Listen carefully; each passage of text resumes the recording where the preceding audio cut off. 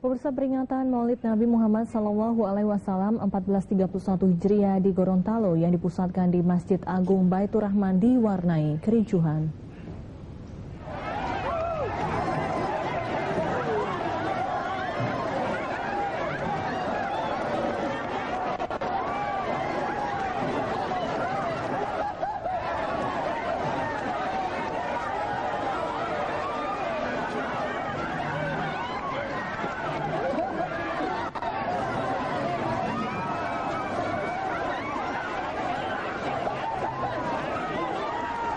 Seperti inilah suasana saat ribuan orang dari seluruh penjuru kota Gorontalo berusaha untuk memperebutkan kue walimah maksud kami. Ribuan orang ini telah berkumpul di halaman masjid sejak pagi tadi.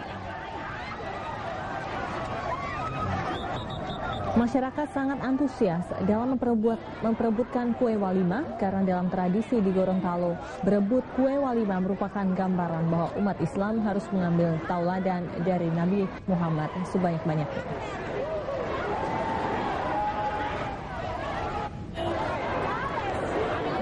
Ya, namun dalam acara rebutan kue walimah ini juga sempat diwarnai dengan kericuhan antara warga dengan petugas keamanan.